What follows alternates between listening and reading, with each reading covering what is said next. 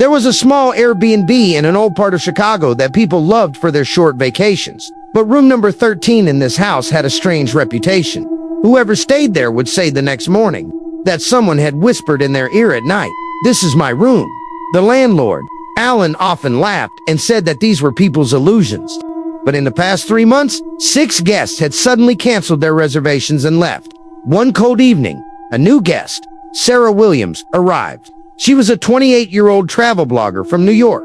She liked to write about cheap, old, and mysterious places. When she took the key from Alan, he smiled. "If there is a sound, don't be afraid. People are afraid here." Sarah also laughed and said, "I have spent nights in hotels and cemeteries. What would scare me about a room?" But there was a strange silence hidden in Alan's smile. Room number 13 was a small but clean room. There was an old picture on the wall of a young girl standing by the window, her face strangely sad. Sarah looked at the picture carefully, but didn't feel anything strange. At 10 o'clock at night, when she was writing on her laptop, she felt as if someone was walking behind the door. She opened the door. No one was there. Only the wind was blowing. At 2 o'clock in the morning, the room began to get cold. Sarah covered herself with a blanket. Suddenly, something moved near her eye, as if someone was breathing. She woke up with a start, and the room with the lights on was empty. She lay down again and started to fall asleep. But then, as someone's lips came to her ear, "This is my room." Sarah's heart stopped. She got up quickly and turned on the light. Her breathing quickened. The room was quiet, but there was a presence in the air. She kept thinking that maybe it was a dream, and that she could hear voices in her sleep. The next morning, Ellen asked with a smile, "Did you sleep well?" Sarah paused for 2 seconds and said, "Yes, maybe it was just a strange dream." Ellen didn't say anything, but her eyes seemed to know the truth. The next night, the same thing happened again. This time, at 3 in the morning, someone brushed her fingers along the edge of her bed. A harsh voice came into her ear. "Get out!" Sarah's body froze. She turned on the bedside light, but the light dimmed, as if someone had stolen the electricity. She felt like someone was in her room. She closed her eyes and said, "Who is it? Come forward." After a few moments of silence, the picture on the wall began to move. Then the photo frame fell to the floor and broke. Behind the paper was another picture of the same girl, but this time it was shown hanging from the wall. Sarah's hair stood on end. In the morning, she came downstairs and placed the picture in front of Alan. What had happened in this room? Alan sighed and sat down. 20 years ago, a girl lived here. Her name was Rachel. Someone betrayed her, and she committed suicide. This was her room.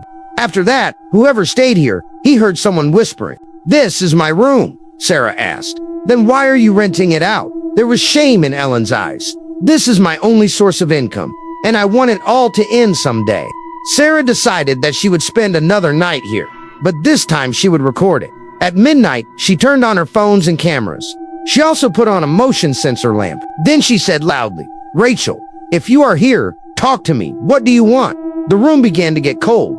The lamp suddenly lit up. A shadow appeared in the camera frame. A girl standing by the bed, her hair falling over her face. Then a whisper very close. "This was my house. I want it back." Sarah dared to ask, "Who hurt you?" The shadow disappeared. The door to the room closed automatically and Sarah was trapped inside.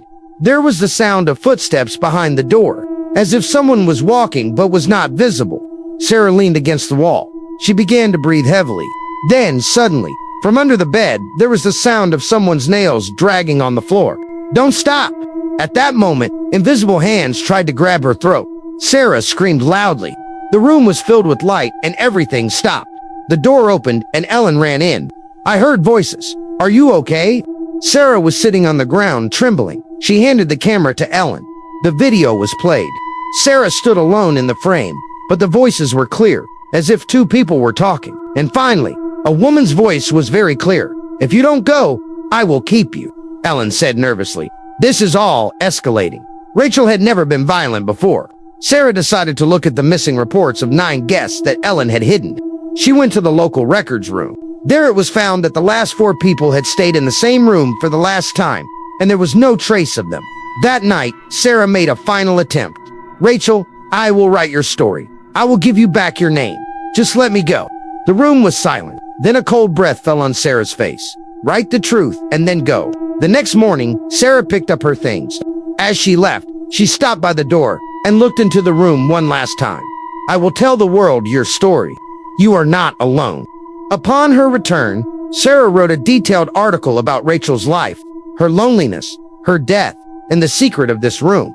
The article went viral. Thousands of people began to learn about this Airbnb. Some were impressed, some were scared. But a month later, an email arrived in Sarah's inbox without a name. There was only one line. "This was my room. You didn't keep your promise. Now there is a new room for you." After that, no writing from Sarah was posted. Alan also sold the Airbnb, and room number 13 is now closed. It is locked. But at night, the neighbors swear that someone whispers that this is my room.